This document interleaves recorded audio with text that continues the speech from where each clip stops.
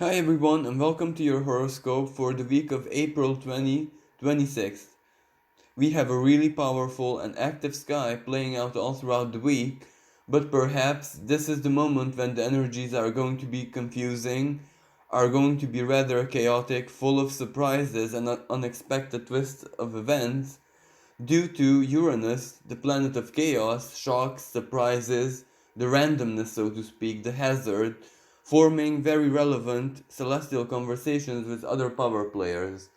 We also begin the week with a very relevant energy shift, and that is the Sun leaving the sign of Aries and moving into the sign of Taurus. So I would like to wish a very happy birthday, a very happy solar return to all Taurus natives. The light of the sun activates this area of our lives, this part of the sky, and it invites all of us to focus, to place our attentions on wherever Taurus falls into our personal charts, because very important information, revelation, truth is going to be revealed by the light of the sun. And as soon as it enters this area of the sky around the 23rd of the month, it's going to form the new moon phenomenon, which is also going to stand very close to Uranus. And this represents an unexpected, maybe surprising new beginning, and us birthing solutions to our problems regarding values, regarding finances, regarding the customs that rule over our value systems. Later on in the week, after the moon has broken its connection to the sun, as in the new moon phenomenon, the sun is going to perfect its conjunction with Uranus in the sky, and this can also be a moment of truth. It can be a moment where epiphanies, revelations, or very significant moments of sudden realization can basically change the game both collectively and individually, because the main theme of this energy all throughout the week is for us to reevaluate what we hold as valuable, for us to reconsider what our true values worth actually represent in the present moment, because Taurus is the energy of tradition, so we might be extremely aware of what our traditional values are, but this is why Uranus is inviting us to take a much closer look, to analyze things from a totally different perspective, where we have to look at what our present values are in the present moment, who we are right now, as opposed to who we were maybe just a couple of weeks back, maybe just a couple of months before. Because this whole economic crisis, this whole global turmoil has definitely changed everything in our internal value systems, and that means that outer value systems also have to change, to readapt, to find a totally different harmony, balance, and way of expression. This is why the lunar cycle was so suggested from this perspective, because in the beginning of the month we had a super full moon in the sign of Libra, a sign that is ruled by Venus, and it has very much to do with love, with equality, with our partnerships, what we hold as valuable, what we hold as beautiful, as pleasant in our lives in the shape of other people, in the shape of our one-on-one alliances. And now this new moon is also taking place in the sign which is also ruled by Venus, the sign of Taurus, which is her nighttime expression. It represents the embodied love. It represents manifested love, love experienced and expressed in a very human way. So just by looking at the lunar cycle, at the lunations, we can already tell that the power of love, of what we hold beautiful, what we hold precious, what we invest our emotional energies into, has much to do with our present moment karmic lessons. So this is like Venus being our celestial ally in order to guide us, in order to help us, and ultimately inspire us to find what we hold as valuable, to find what we love. And of course, Venus being in the sign of Gemini is not a very easy energy, because it's also dual, it is also adaptable, changeable, it is not something constant, but even if her expression is a little bit uncomfortable for the mind, because Venus in Gemini wants to rationalize what love and feelings are, just that sometimes love and our emotional worlds and our emotional configuration have a logic of their own, which many times is not truly compatible with human logic, with rationality, with the coldness of intellect and thought. But this is also perfect and most welcome opportunity to teach us how to create balance, how to create an alliance, a positive symbiotic relationship, so to speak, between our hearts and between our minds, the mental sphere. This is the two spectrum of the twins of the sign of Gemini, the heart and the mind. And yes, it is absolutely possible for them to coexist in perfect harmony, for not to be a conflict between the two elements of our beings. So this energy is helping us achieve that. This energy is helping our mental spheres not wanna apply a certain type of human logic to our feelings, but at the same time, our feelings will no longer question when we have to stand from a place of maximum rationality and maximum coldness of our intellect, so to speak. So this is really constructive, just that it's a rather long process because Venus is already in shadow and Venus is preparing to go to retrograde, to begin her retrograde season, which is also going to be in the sign of Gemini. And now that is a highly confusing, a highly emotionally dual energy, a kind of love and hate relationship, a kind of I'm not sure if I love this, I'm not sure how I love it and to what extent I love it, I'm not sure if I hate it. So this is really, really confusing energy, but which ultimately can give us a very positive, a very good opportunity to just reflect, contemplate, and to purify our emotional worlds, whatever we love, the matters of the heart, so to speak. Because everything that we do, many actions that we take as human beings, are actually fueled by what psychologically love means to us. Every action is based on an attraction on whatever we wish to either create in our lives, experience in our lives, enjoy in our lives, but all of those are based on love.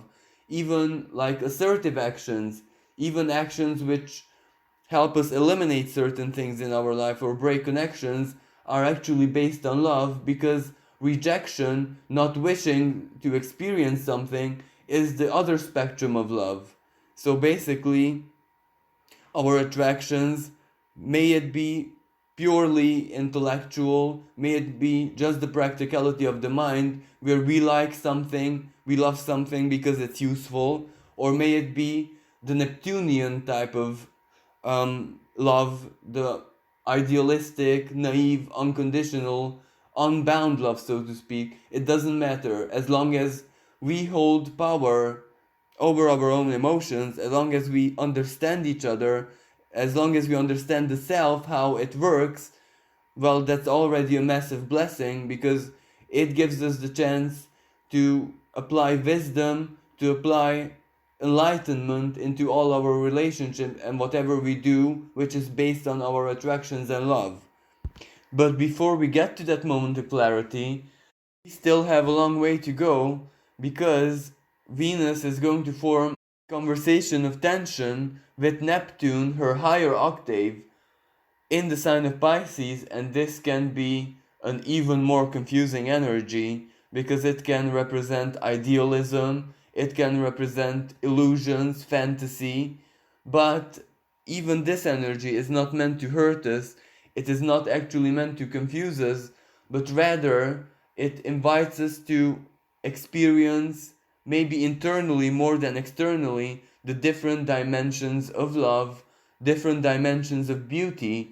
May it be inner beauty, outer beauty, may it have to do with our desires, our passions, or simply for some people, it can just send them into a very nostalgic bubble where they get the chance to relive their past relationships and perhaps apply a new perspective to it, see them through totally different eyes.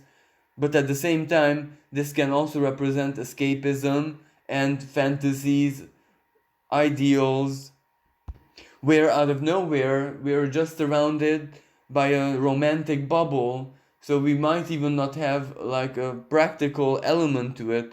There might be not a specific person, activity, or anything that we love. We just feel that we love without any reason, without any reasoning or rationalizing it. And this can also be a very potent Neptunian vibe, but either way, it may be confusing, it may just break us away from reality, it may actually send us up in our dreamy clouds, but at the same time, it still helps us enact our fantasies, it still helps us to experience the magic of our own souls, our own inner artist, so to speak, because by enacting and living a fantasy, we're basically using our creational energies, we're using our powers to alter reality for ourselves. Yes, it is internal, so it may or may not manifest externally, because sometimes whatever we fantasize about, sometimes it does actually manifest in reality if our fantasy is pure enough, if our fantasy is divine enough, so to speak. So even though this can be really positive, dreamy, fantasy-like, of course for some people extremely nostalgic, for some people it represents going back to the past, going back to years when they were happy, when they were totally satisfied and content in their lives. And this is also like a psychological defense mechanism where when external reality is either too oppressive, too stressful, or too boring, too static, your being just sends you, it distracts you, so to speak, in a very inoffensive way. It allows you to experience certain emotions and feelings without having to physically do anything, without having to leave the comfort of your own home, so to speak. But at the same time, for other people, this can be a rather melancholic energy because they might feel alone, they might feel abandoned, they might feel misunderstood and unappreciated that much more, because the negative expression of this energy is definitely self-victimization from the perspective of love, relationship, and everything that has to do with the matters of the heart. But as I said, this isn't anything significant yet. Let's just wait until Venus retrograde starts, because then we'll get a more extreme expression of that energy, but we still have a lot of time. So this is a perfect, a fantastic window of opportunity for us to prepare for that Venus retrograde, for us to do some inner work, for us to do some grounding, and most importantly, to eliminate our unhealthy expectations, our unhealthy fantasies, because chances are we're not going to be living them anytime soon. So this is also an act of preparement, an act of getting ready to embrace the larger picture of this Venus retrograde.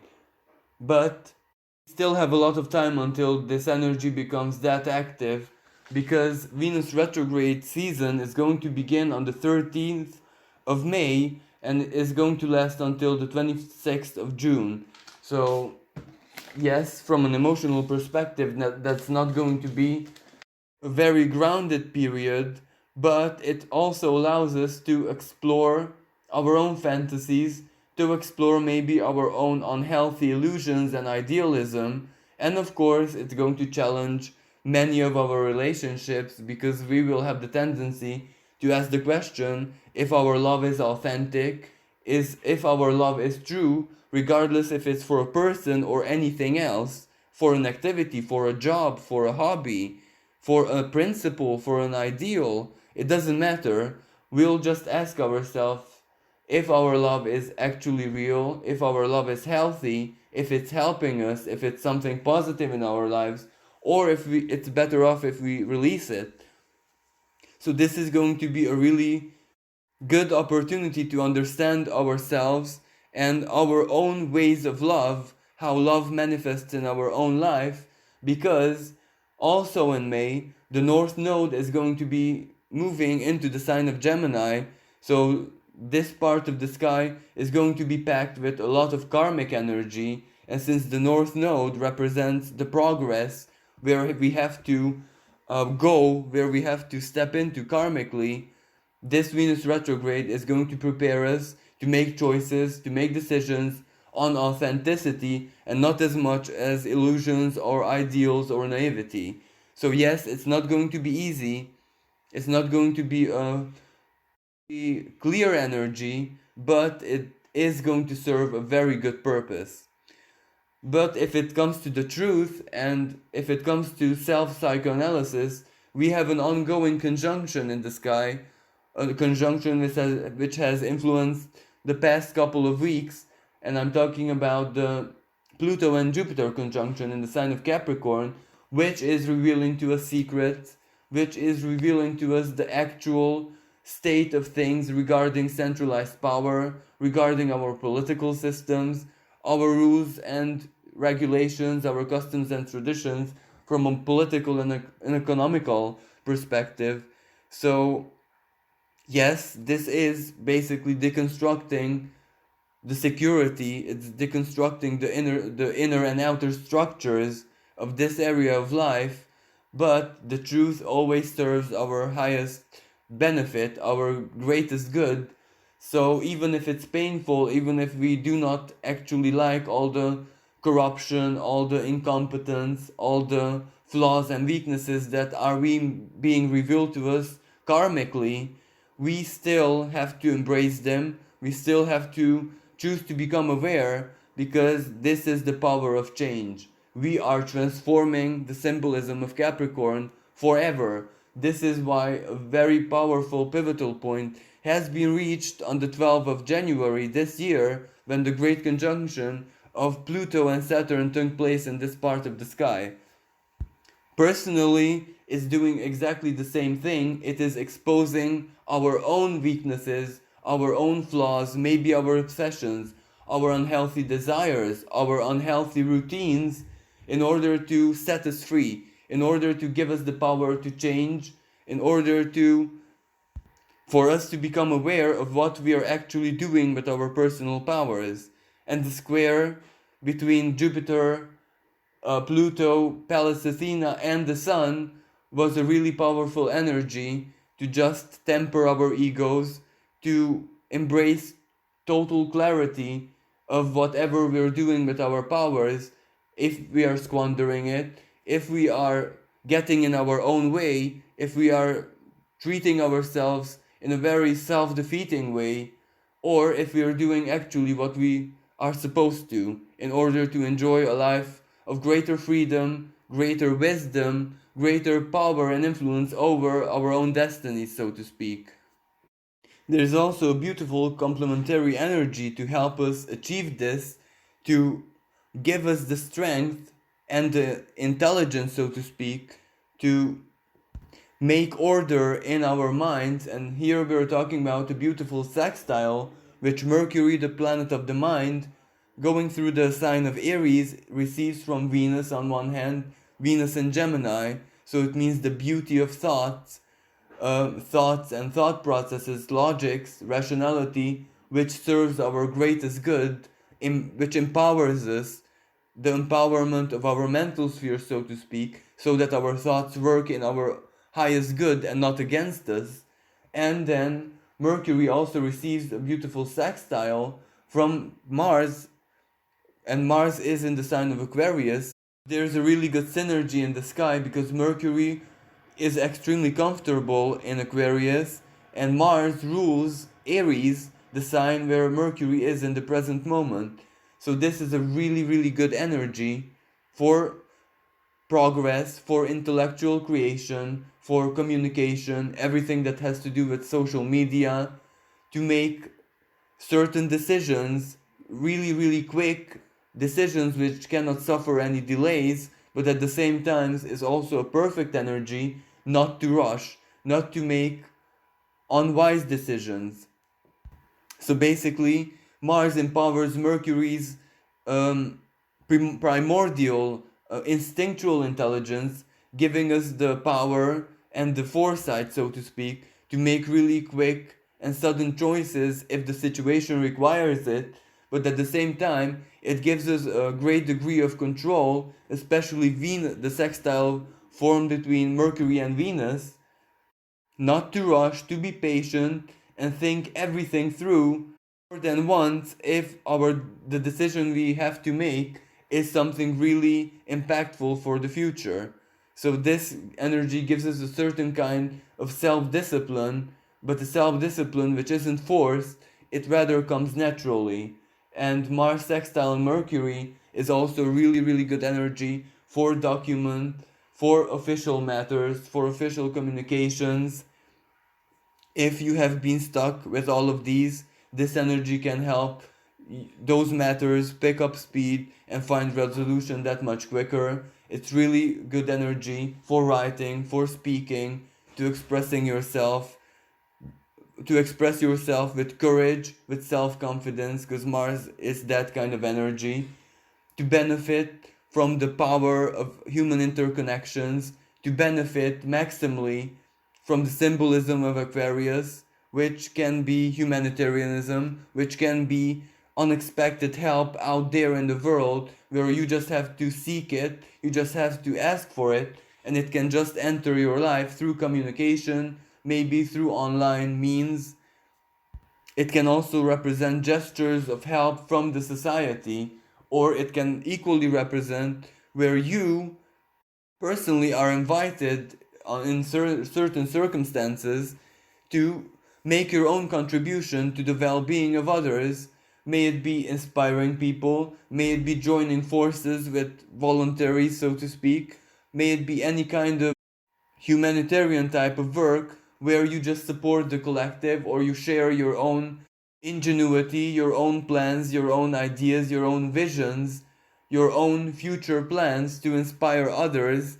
And this can represent moments where you achieve success, where you make significant progress.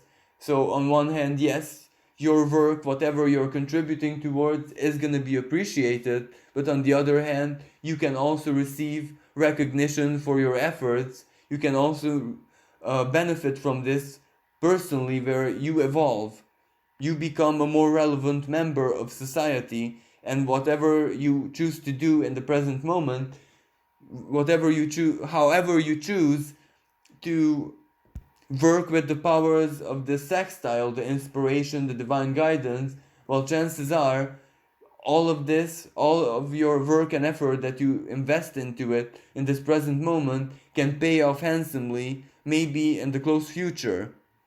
Another really positive aspect is the conversation of supreme harmony between Mars and Venus, and this energy can be really good for matters of the heart, especially when the communication platform is the internet, is online, or if the attraction, the mutual attraction, is more intellectual, more to do with the mental sphere, and this can also represent a blessing in any other ways which have to do with the mind, which have to do with progress, which have to do with courage, which have to do with self-confidence. So you can be really, really persuasive under this aspect. So this is a really good energy, not just for love and romance, but it's also good for sales, for business. If students need to take exams to prove yourself, this empowers your communication, this empowers the practicality of your mind, your sense of logic, and it also empowers how other people are affected by whatever you share, may it be verbally, may it be through writing, may it be through any other form of self-expression. So this is a really beautiful energy. And on the world stage, both the trine between Venus and Mars and the beautiful sextiles Mercury receives from Venus and Mars can actually point to solutions, can point to scientific research, it can point to figuring out how to tackle the problems, either with this virus, or it might have to do with the financial part, the political side of things, the social side of things. So this greatly empowers intellectual people, scientists, researchers, those out in the public, politicians. So this is a really good energy which is helping us go, as a collective and individually, go through this. It is empowering us, it is inspiring us, it is opening our minds to see the greater truth, the bigger picture, and also every action we take, it doesn't matter what that is, if it's purely professional or if it's just our individual ways of contributing, it is blessed and empowered. So this is a really good energy to cope. This is a really good energy to tap into wisdom. This is a really good energy to basically, symbolically, this is the light of the intellect helping us. Now, on the 23rd of the month, as I said, we are going to have a new moon phenomenon taking place in the sign of Taurus, and the conjunction of the moon and sun, which is the new moon, is going to be happening very, very close to Uranus. So this is also a conjunction, and all three of these planets are going to be squared by Saturn in Aquarius. Now this is a more positive news than a frightening one, because yes, this means unexpected, it means chaos, hazard, but maybe we can see the more constructive expression of this, because new moons are associated with new beginnings. This is when the moon opens herself up, the darkness of the moon, and she is able to take in all our intentions, all of our goals, whatever we focus upon, and help us individually but also collectively to manifest whatever we focus on in the time period of the next 6 months, because usually that's the sphere of influence of a new moon. But with Uranus in the picture, well, this can happen that much quicker. It can happen in an instant, because Uranus is the planet of revolution. It is the guardian of the wind, so to speak. So it acts really, really quickly, suddenly, as if like a lightning bolt hitting. So this can, yes, it can cause turmoils, it can make the problems worse from a certain perspective, because it can quicken up all the deconstruction, all the whatever has to collapse is going to collapse, but at the same time, it can birth totally new, unique, revolutionary, futuristic solutions, and it has much to do with technology and science as well, because all of these things are under the rulership of Uranus. The way I look at this energy is like a double-edged sword or a weapon descending onto the world.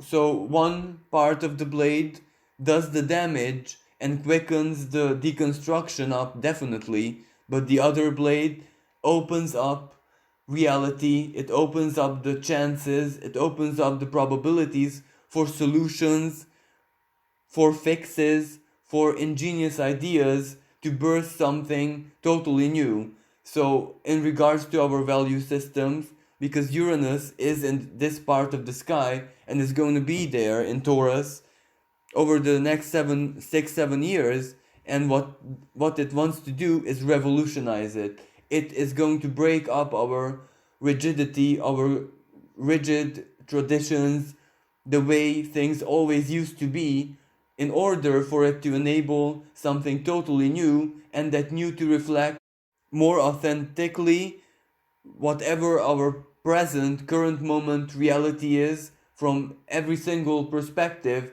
because we're talking about our value system. So what we have inside of us, what we think about as valuable, whatever we hold beautiful, whatever we attribute love energy to, now that is our current value.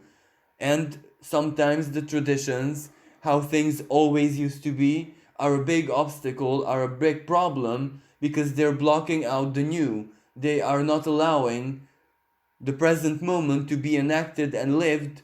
They are not allowing our current value systems to manifest, because the old traditions and how things always used to be is blocking them. So this new moon is definitely going to be a really powerful moment to whatever new has to take the place of the old is going to come into existence. And basically this is the square of with Uranus, because Uranus in Aquarius means limitations, it means censorship, it means all the rules and regulations we have to obey, the social distancing. But this also creates a big tension between other restrictions, the rules, the authorities, and our new desires, our future plans, our authentic inner value systems. And chances are, out of the two power players, Uranus is definitely going to win. So the old, the restrictions, the customs have no choice. They have no chance against Uranus, just to surrender and allow the new to enter reality. But as I said, this, from one perspective, is definitely going to take a long time. The immediate effects are going to be felt all through 2020, and then going to 2021 when the power of the square is going to get exact, because soon Saturn is going to retrograde back into Capricorn, breaking up this celestial conversation.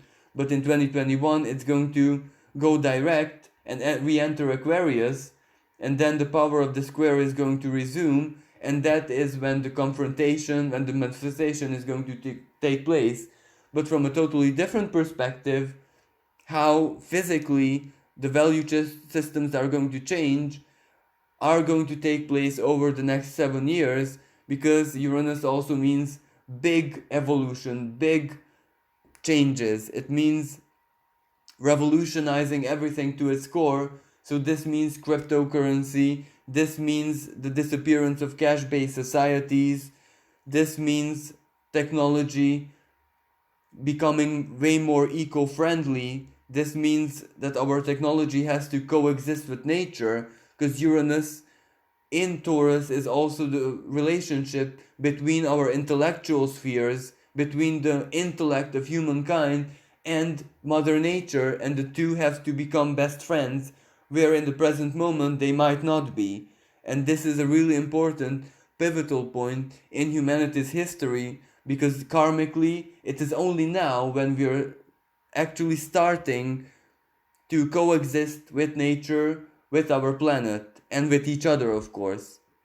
If you'd like to read more or listen about the astrological aspects this new moon in Taurus is going to hold with other power players, we have a specially dedicated video which you can access from the description of this video. I'm going to link it there. Now, if the new moon wasn't enough, after the sun and moon split apart, after the moon makes its way further into the sign of Taurus, towards the end of the week, the sun is going to form a perfect conjunction with Uranus, and this is going to be a very powerful moment of truth, because however our value system, however the sign of Taurus and her symbolism has to manifest, is going to be revealed.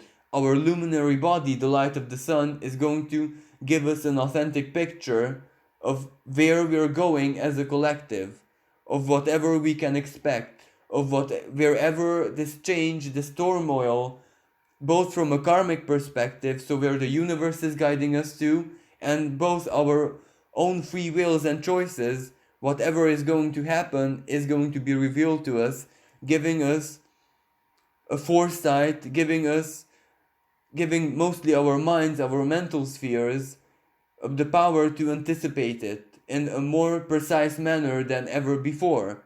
And this opens up a new opportunity for all of us to have surprises, to have delightful moments, to have unexpected elements regarding where the sign of Taurus falls in our own personal chart, whatever area of life it rules. So this can be a time of great manifestations. For some people, this can be really, really lucky moments and lucky opportunities, while for others, this can manifest in a totally different way, because there's no way to calculate what Uranus wants to manifest in our lives. So for some people it can be gains, for some people it can be epiphanies and truth, while for others it can be losses.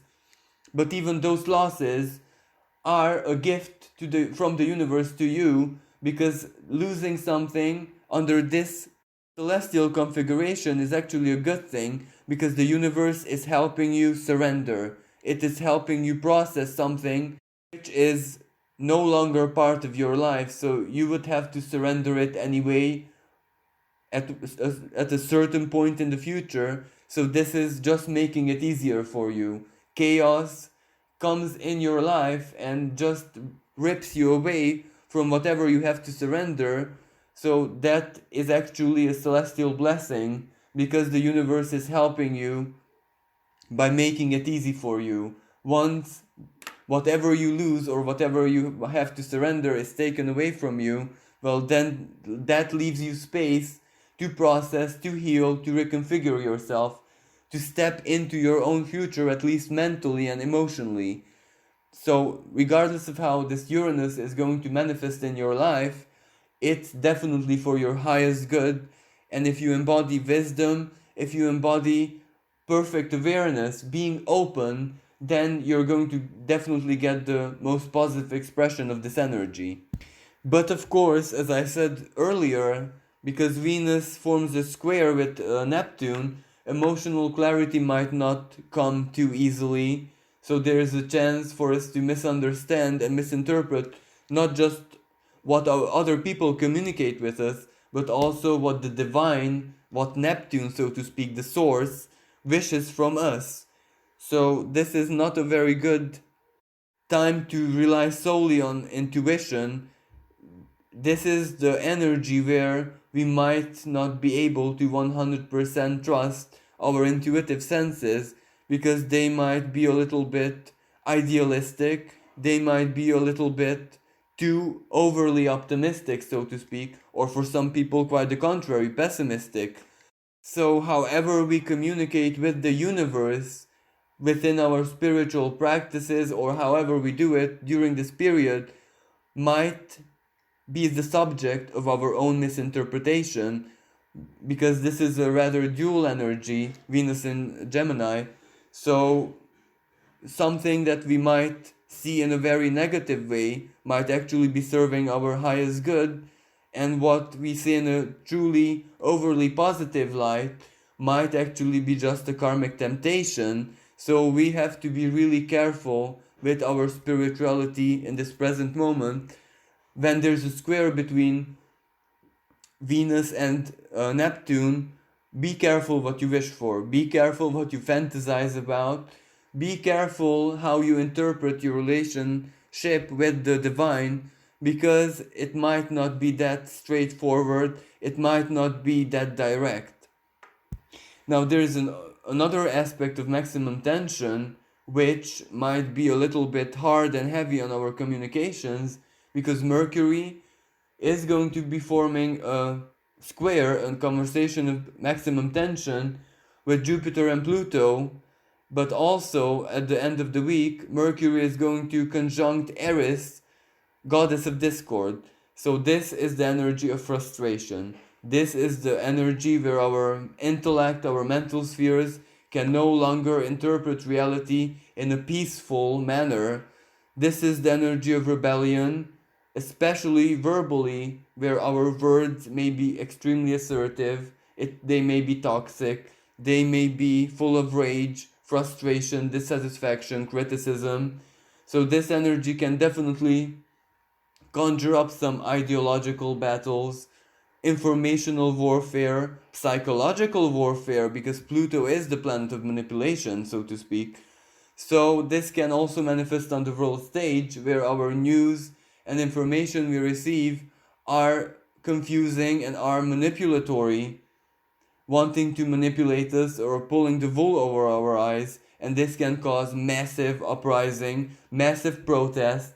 But of course, this is also the energy of conspiracies, where different conspiracies are going to battle each other, and the battleground is definitely going to be the media and the internet. But of course, even journalists, even television channels who adopt different ideologies are going to be battling each other. So this is going to be a big chaos, both globally, both as a collective, but individually as well, because we individually are going to be having our own polemics, our own verbal battles, our own informational warfare, so to speak. So this energy might agitate us, it might send our minds into rage, it might force our thoughts to come up with not so very peaceful and pleasant thoughts.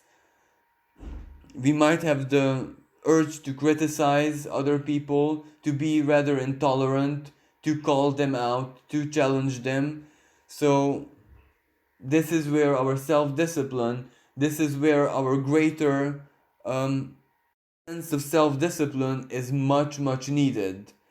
At the same time, right around Sunday, the very last day of next week, we're only also going to have a totally different kind of energy shift where Pluto stands still in the sky and prepares to go retrograde the next day. Now, when a planet is standing still in the sky, its symbolism is greatly amplified, and usually the shadowy aspects are going to be highlighted. And with Pluto, that means abuse of power, that means manipulation, that means secrets, that means doing things behind our backs. And if we look at the symbolism of Capricorn, on one hand, is definitely going to be playing out on the world stage. So the governments are going to abuse their powers. Citizens, the population of the planet is going to feel abused, is going to feel manipulated, and this can cause some serious moments of uprising because Pluto also squares Eris, and this can give birth to big tensions, big conflicts, big moments of violence and aggression between centralized power and the people. But this is where everything that is going to take place around the 26th, 28th of the month is going to be really symbolic, because abuse of power is also, it can all be also seen and perceived as the truth, as someone showing their true colors. So those moments, even if they're just symbolic moments, are going to be really relevant for everyone equally. And if we add the square between Venus and Neptune in this picture, everything is going to be really, really confusing. Manipulations, deceptions, illusions, tricks, psychological warfare is going to be an everyday phenomenon. It's going to be an omnipresent part of our lives every single moment, every single second. So even though this is the shadow expression of this energy and it is going to be uncomfortable, it is still guiding us to the truth, and becoming aware of the greater truth is always a positive thing. So this is how we have to relate to everything that is going to be appearing on the world stage, that it is serving the truth, it is revealing the truth to us, so it's in our greatest good, regardless how we look at it. Now, personally, Pluto retrograde means that the symbolism of the planet turns inwards, so this is where we can see ourselves way more objectively, see our psychological tendencies, see if we have squandered our powers, see if we have sufficient power over our own lives, and how much power we have over the lives of other people. And this gives us the chance to recalibrate, to reconfigure what power means to us personally. Yes, this is going to end some relationships where the power is not equal, where the power may be abusive, but at the same time, it can also help us purge.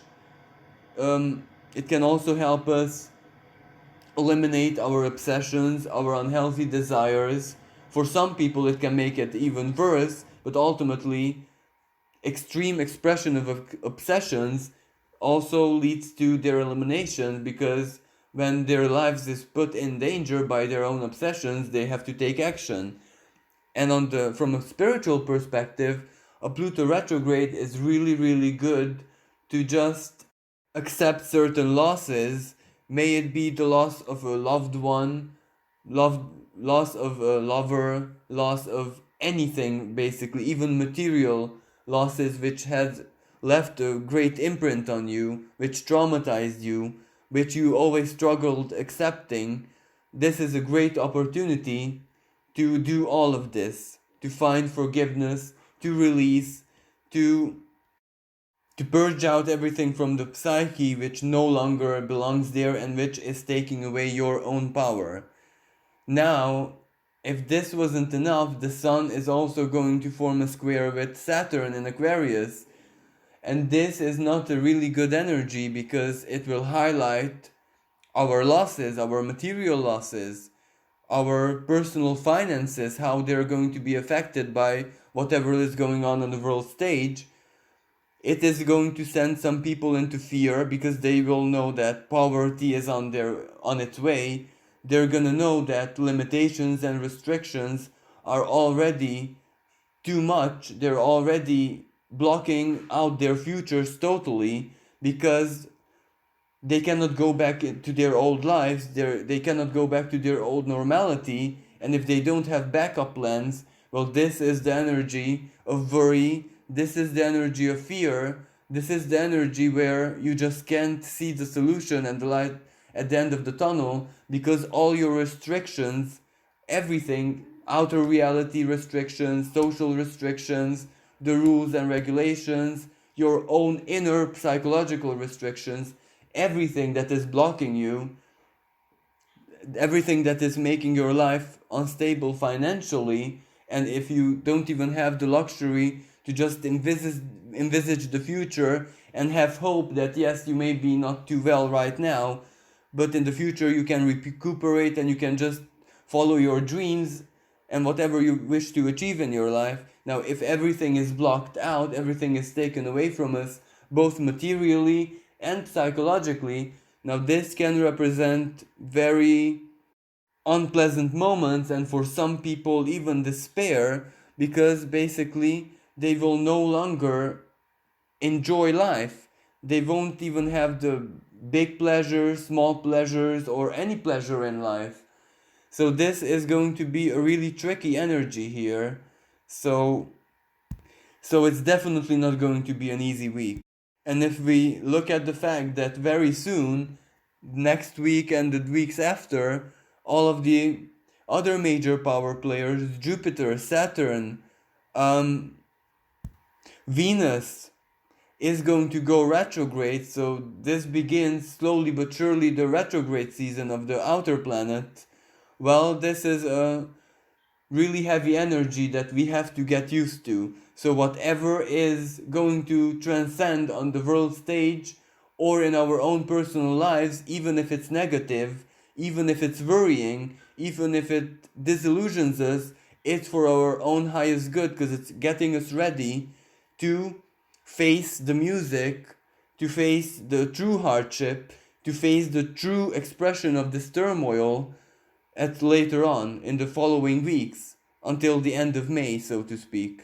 So we have to learn the lessons, accept the divine help and wisdom and intelligence which is guiding us, and make sure that our hopes, that our dreams, our spiritual inner power is as strong as it can possibly be, because as soon as the North Node gets into Gemini, and all this air energy, Venus in Gemini, Saturn in Aquarius, Mars in Aquarius, is basically telling us that the solution, one of the solutions, the best solution, is definitely within the creative power of our minds.